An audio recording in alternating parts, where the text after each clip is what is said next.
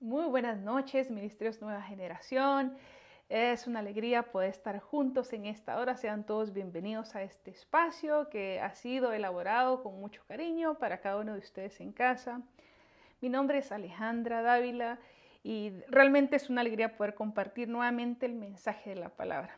Este es un espacio que, como decía al principio, ha sido preparado especialmente para cada uno de ustedes en casa. Yo estoy muy emocionadísima porque hoy precisamente finalizamos con nuestra serie Cultura Cristiana y nos gozamos mucho porque cada miércoles hemos sido edificados con el mensaje de la palabra, con el mensaje de parte de Dios por medio de nuestros amados y preciosos hermanos.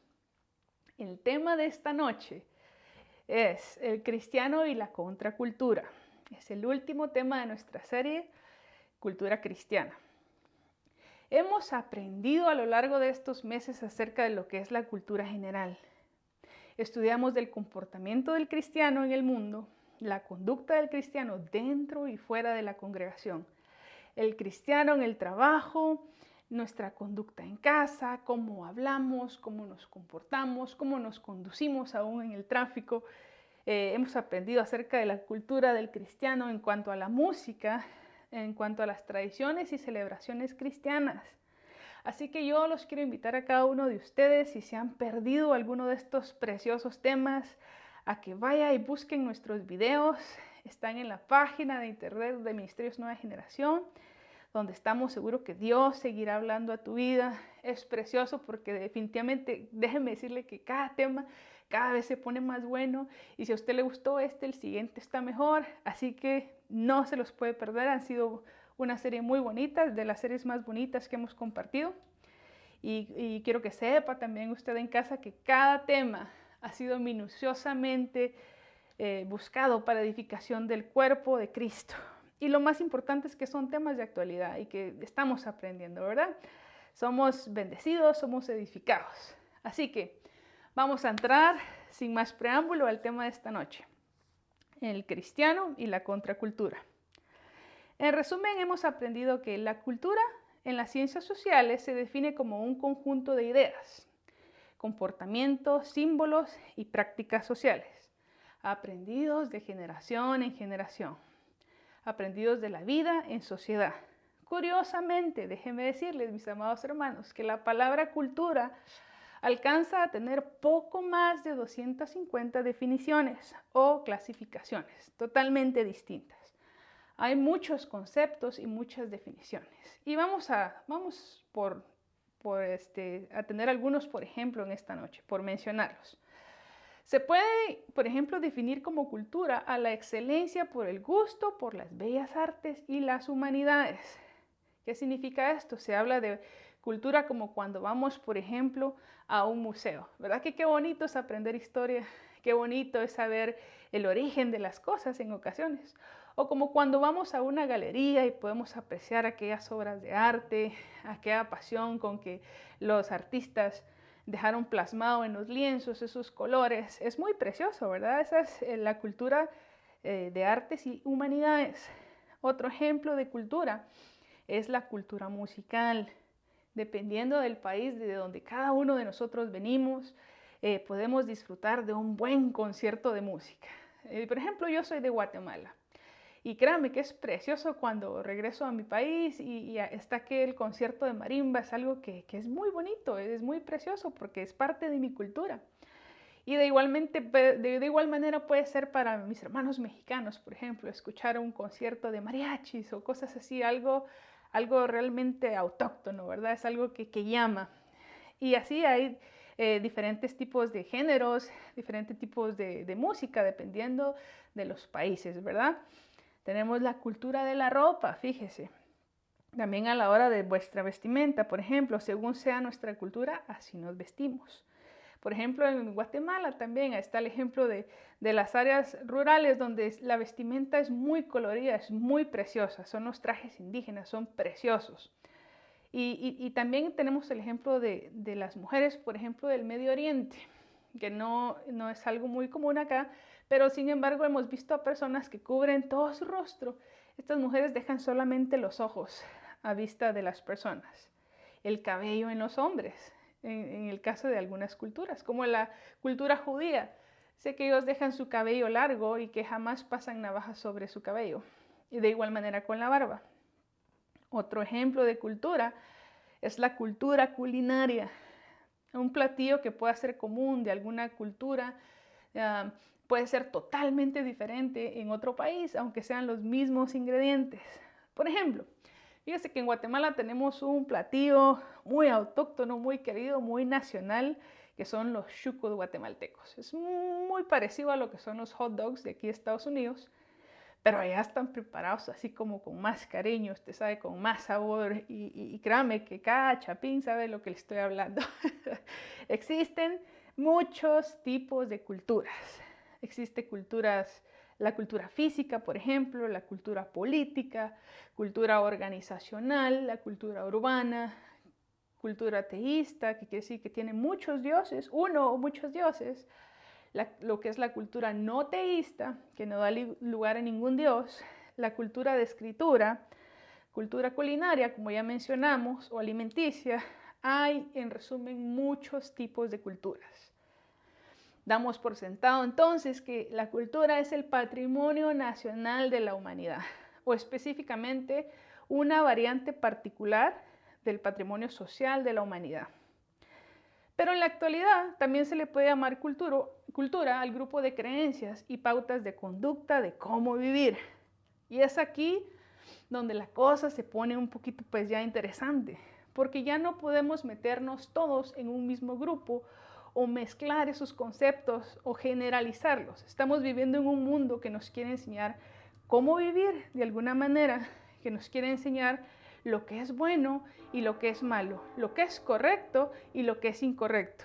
Y de alguna manera quiere como infundir esto en nuestra mente.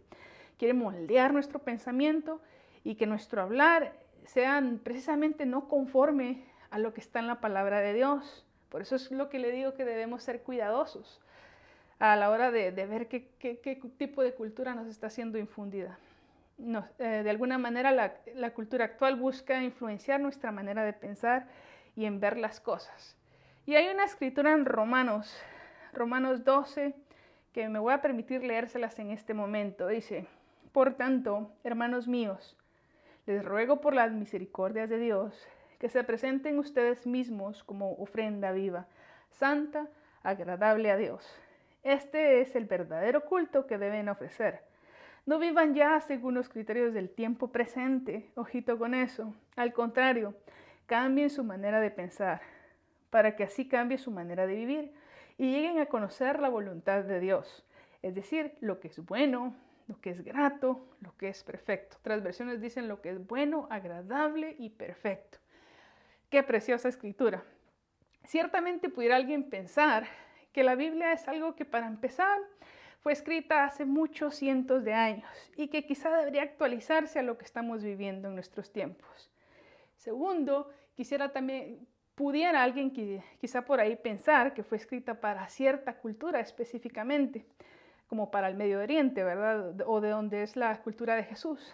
Pero debemos saber, mis amados hermanos, debemos tener presente que la Biblia, la palabra de Dios, es un libro vivo y que no se mide en límite de tiempo ni en las culturas, mucho menos.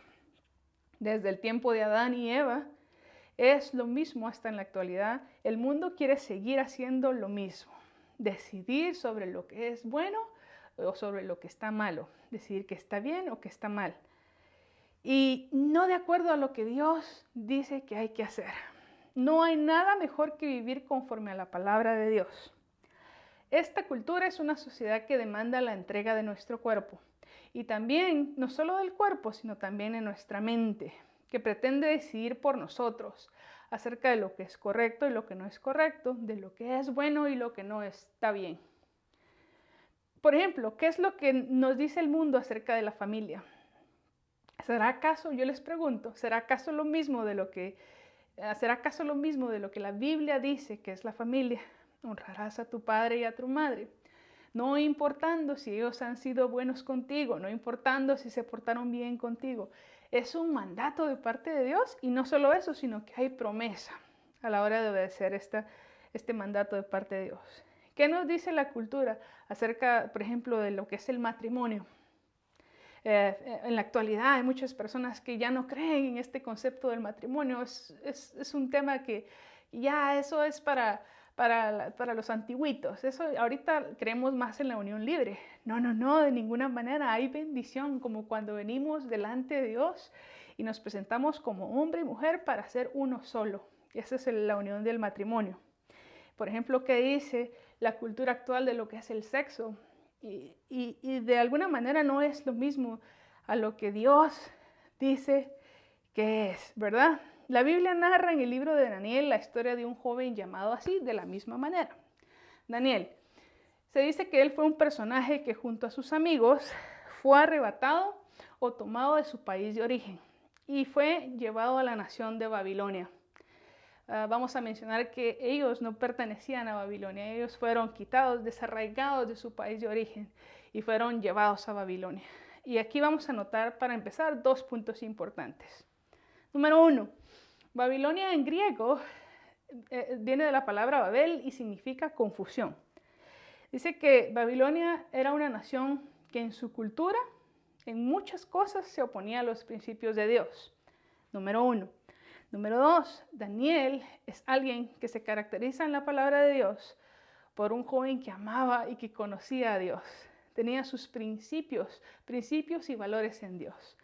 Ahora se encuentra él en una contracultura porque no iba siguiendo lo que se hacía o lo que se demandaba hacer en Babilonia, ¿verdad?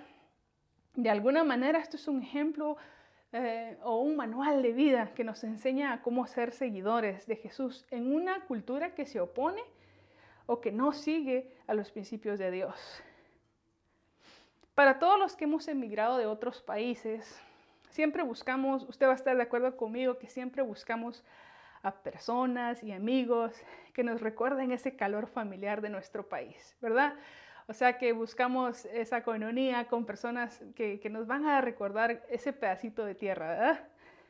Recuerdo que estando yo aquí ya, en este país, en una de las oraciones que yo le hacía a Dios, era pedirle por un buen esposo. Yo le decía, Padre, yo te pido por un buen esposo. Y sobre todas las cosas, Padre, que este esposo que tú me vayas a conceder, que te ame incluso más a ti, más a mí. Perdón, que este esposo te ame más a ti que a mí. Esa era mi oración. Y incluso, ¿saben qué es chistoso? Porque en la oración yo le decía al Señor, y si no es de Guatemala, quiero decirte que yo estoy bien con eso, no importa. Y es chistoso porque tal vez algunos de ustedes no saben, pero mi esposo es chapín también, mi esposo es de Guatemala. Y gracias a Dios que después de muchos años, en una ciudad preciosa de Guatemala, para algunos han de conocer, se llama la Antigua Guatemala. Después de muchos años, él se puso sobre sus rodillas y en un acto muy precioso me pidió por segunda vez que nos casáramos. Naturalmente, pues yo le dije que sí, ¿verdad? Y definitivamente fue un momento muy hermoso, muy especial y muy bonito. Y de eso, pues ya, gracias a Dios, llevamos 14 años casados y contando para la gloria del Señor. Pero yo les quiero preguntar en esta noche, porque ¿qué tiene que ver esa historia, hermana Ale, de que el hermano Boris le pidió matrimonio? ¿Dónde está el sentido de eso? Yo le quiero preguntar, ¿por qué será que el hombre tradicionalmente, a la hora de proponer matrimonio, se pone sobre sus rodillas? ¿Acaso ustedes tienen idea de qué significa estar sobre sus rodillas? Y buscando un poquito acerca de lo que es este acto precioso, encontraba yo en la mañana que significa realmente devoción. Devoción es un sentimiento profundo de respeto y admiración, inspirado por la dignidad, la virtud o los méritos de una persona.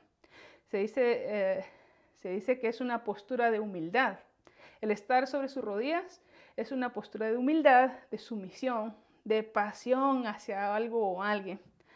Por eso es muy especial la postura de arrodillarse ante algo o ante alguien, porque muestra nuestra devoción a lo que pertenece, ¿no? A lo que nos estamos arrodillando. Porque usted va a estar de acuerdo conmigo que no nos arrodillamos constantemente para todos. O sea, usted y yo vamos a un restaurante o vamos a adquirir algún servicio, sea lo que sea, y no nos estamos arrodillando, porque entonces sería algo que perdería su sentido. ¿Están de acuerdo conmigo? Perdería su intención. Definitivamente el ponerse sobre nuestras rodillas es algo muy significativo. Vamos a la Biblia. En Daniel está la historia de Daniel como el nombre del libro. Está Sadrach, Mesach y Abednego. Y describe de estos 4 jóvenes adultos que se les fue impuesto por Nabucodonosor arrodillarse delante de una estatua, un ídolo. Y ellos dijeron no, porque su devoción no era para ese ídolo o esa estatua, sino que era para Dios. Y luego podemos leer, esa historia está en el libro de Daniel, en el capítulo 3. Y yo lo voy a leer para ustedes. Dice, el rey Nabucodonosor hizo una estatua de oro de 27 metros de alto y casi 3 metros de ancho. Y la hizo colocar en el valle de Dura, en la provincia de Babilonia. Dice que un día el rey con todo su poderío se levantó y dijo, bueno, pues ¿qué le falta a esta nación? Le falta una estatua que tenga mi rostro. Algo presumido el rey, ¿verdad? Dice, luego envió mensajes a todos los príncipes, gobernadores, capitanes, jueces, tesoreros, consejeros, alguaciles, oficiales, tíos, primos, sobrinos, para que vinieran a la dedicación de su estatua. Cuando todos los príncipes, gobernadores, capitanes, jueces, tesoreros, primos, tíos, suegros, habían todos llegado y estaban reunidos frente a la estatua, un vocero anunció, oh gente de todas las naciones y lenguas, esta es la orden del rey. Cuando escuchen la música de las flautas, trompetas, cítaras, liras, arpas, zampoñas y otros instrumentos musicales, deben inclinarse y rendir homenaje a la estatua de oro del rey Nabucodonosor. Cualquiera que rehúse obedecer esta orden será inmediatamente arrojado en un horno de fuego ardiente. Por lo tanto, al escuchar la música de todos los instrumentos musicales, todos, sin importar cuál fuera su pueblo, nación o lengua, cayeron al suelo y rindieron homenaje a la estatua de oro que el rey Nabucodonosor había mandado levantar. Ustedes van a estar de acuerdo conmigo que aquí se estaba estableciendo una cultura, ¿verdad? Y era tal cual, lo dice aquí en la palabra de Dios, que a la hora de que ellos escucharan la música, los instrumentos, era una orden. Todo el mundo debía postrarse sobre sus rodillas y mostrar reverencia a esa estatua. Entonces, algo muy importante que debemos notar aquí, una cultura sin Dios querrá siempre desviar nuestra devoción. Y quiero repetir eso porque es realmente lo que estaba pasando aquí en este momento, que una cultura sin Dios va a querer siempre desviar nuestra devoción. Ustedes deben de saber que todos hemos sido creados para adorar a nuestro Dios y para amarlo.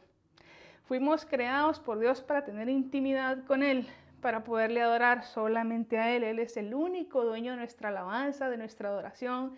Qué bonito es cuando venimos cada domingo y le podemos rendir adoración, rendirle alabanza. Es muy bonito porque para empezar sabemos que Él nos está escuchando, que nuestra devoción es para Dios. Pero cuando vivimos en una cultura que no conoce a Dios, esta cultura nos va a querer desviar de nuestra devoción a algo más, a otras cosas que no sean precisamente Dios.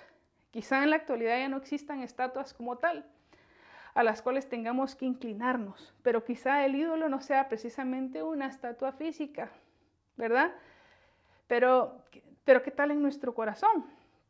Quizá en nuestro corazón puede que estemos doblando nuestras rodillas ante algo quizá no tan significativo, sino que sencillamente ocupa el lugar que pudiera tener o merecer nuestro Dios. Por ejemplo, el teléfono, este aparatito es tan pequeño, ni siquiera es considerado como una estatua, pero nos puede robar tanto del tiempo que pudiéramos en ocasiones pasar con nuestro Dios. ¿Qué pasa, por ejemplo, cuando el corazón siente más devoción por algo más? Cuando algo se convierte en sustituto de Dios. El Netflix, por ejemplo, algo tan muy conocido. Miren, mis amados hermanos, yo estoy hablando temas que son, usted va a estar de acuerdo conmigo, nos pasa a toditos. Y el entretenimiento, por ejemplo, en mi caso, en ocasiones estamos con mi esposo viendo alguna buena serie Y benditas series, porque están, toda la serie a veces uno se la puede aventar en un mismo día, ¿verdad? Entonces gastamos en ocasiones horas, porque el capítulo 2 no fue suficiente, hay que ver el 3, y si ya vimos el 3 hay que ver el 4, ¿verdad? Y son horas y horas las que invertimos, las que estamos viendo esa serie. Y quizá no sea solamente una serie, en ocasiones puede ser el trabajo. A veces estamos tan enfocados, tan comprometidos con nosotros mismos por hacer lo mejor de lo mejor. Y yo quiero decirle, está bien, pero cuando esto viene a reemplazar el tiempo que pudiéramos tener de comunicación, de comunión con nuestro Dios, entonces ahí está surgiendo un problema. Ahí está surgiendo una estatua, un ídolo que está frente a nuestros ojos. Todo lo que reste a mi relación con Dios puede ser ese ídolo. Todo lo que pretenda ocupar el lugar de Dios se convierte en un ídolo. Y debemos reconocer que el problema de los ídolos es que ninguno de ellos puede hacer lo que Dios hace por nosotros, ¿verdad? O sea, puede que en ocasiones nos sintamos solos y podamos poner la televisión o estar un rato en redes sociales, pero el estar en redes sociales no nos va a llenar, no nos va a hacer sentir amados. A veces terminamos hasta peor en ocasiones cuando estamos viendo el teléfono y vemos la vida feliz de otras personas, ¿verdad? Todo lo que ocupe un lugar que no es el lugar de Dios no nos salva, no nos levanta, no nos restaura, definitivamente nos resta nuestra vida espiritual también. La historia en Daniel, en el versículo 8 en adelante, dice: pero algunos caldeos fueron al rey y acusaron a los judíos. Les dijeron al rey Nabucodonosor: viva su majestad por siempre. Usted ha establecido una ley ordenando que todos deban postrarse y rendir homenaje a la estatua de oro cuando escuchen la música de flautas, trompetas, mariachi, marimba, todo eso. Y que cualquiera que se niegue a hacerlo sea arrojado a un horno de fuego ardiente.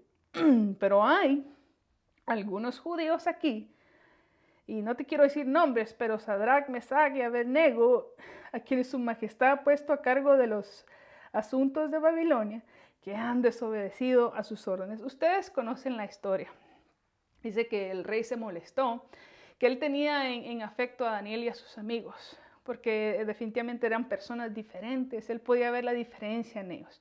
Y esa es otra característica de la cultura de un hijo de Dios, porque es diferente al resto de personas, es diferente. Usted puede ver a esta persona, tiene un algo, tiene un no sé qué, no sé, no puedo entender qué sea, pero es diferente a las demás personas. Y es lo que estaba pasando con Daniel y sus amigos.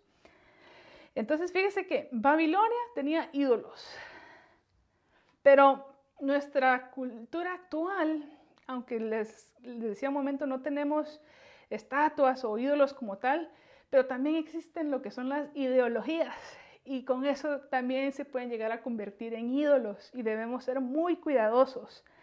Se dice las ideologías que son serie de creencias o ideas sobre algo, pero cuando esto toma el lugar de Dios en nuestra vida y define o pretende definir mi identidad y dictan cómo vivir nuestra vida y reciben nuestra devoción y lealtad por sobre las demás cosas, la ideología toma el lugar de Dios.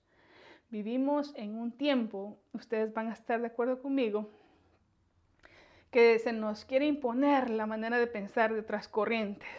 El problema es que si no pensamos como alguno de ellos piensan, entonces venimos a ser parte de esa cultura de cancelación. Si tú no piensas como yo, entonces, si tú no piensas como este grupo de personas, entonces te vamos a sacar de redes, te vamos a cancelar. Esa es la cultura de la cancelación. Cuando tú no estás de acuerdo con algo, con las creencias de otras corrientes, es lo que pasa, por ejemplo, con la ideología de la revolución sexual. El sexo fuera del matrimonio es válido para estas personas, ¿verdad? Y la cultura de Dios nos dice que esto no es lo correcto. Y por pensar de esa manera se les considera tóxicos o desactualizados o retrógrados, y de ninguna manera. La ideología en un tema muy sensible de lo que es el LGBTQ o la ideología de género, por ejemplo, ellos tienen un pensar diferente, que el sexo biológico no determina el género de una persona. Y si uno no está de acuerdo con eso, es realmente un problema. Fíjese que en el capítulo 3, versículo 19, hay una palabra preciosa.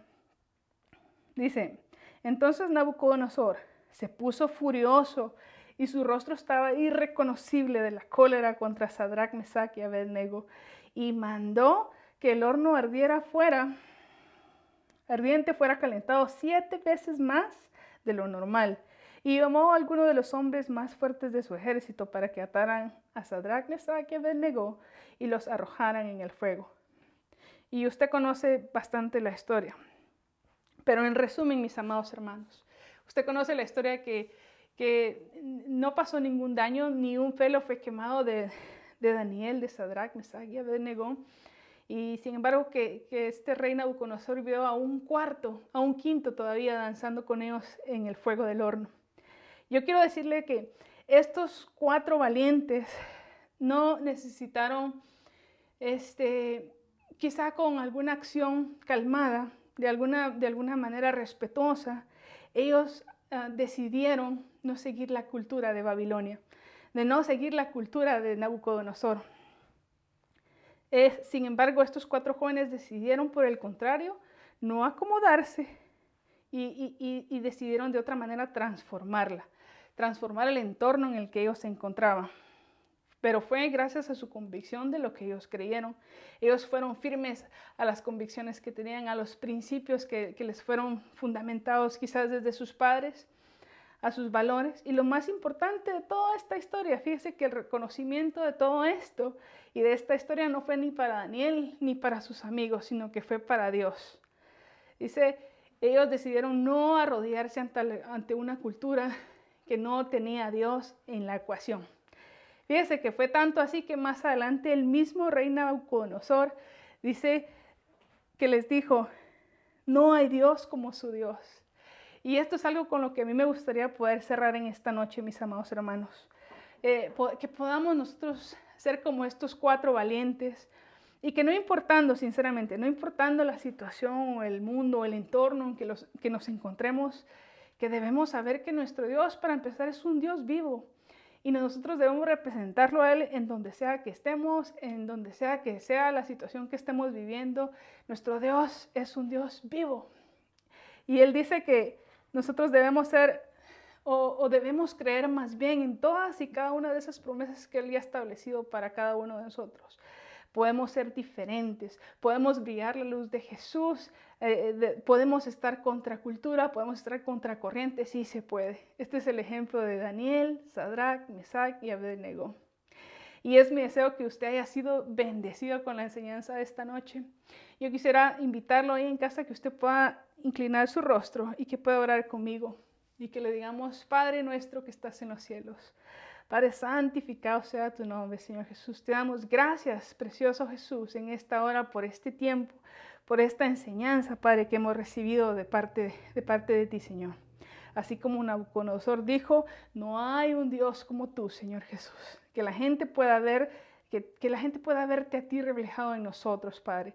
Moldea cada corazón, que tú seas un reflejo de todo en nuestras vidas, bendito Dios. Permítenos poder llegar a más personas por medio del mensaje de tu palabra, Señor Jesús. Gracias por este tiempo, gracias por lo que has hecho, por lo que vas a hacer, bendito Dios. Y te pedimos por cada corazón, Padre, por cada mente que ha recibido este mensaje, que pueda ser efecto al 100 por 1 en el maravilloso nombre de Jesús. Muchas gracias, bendito Dios.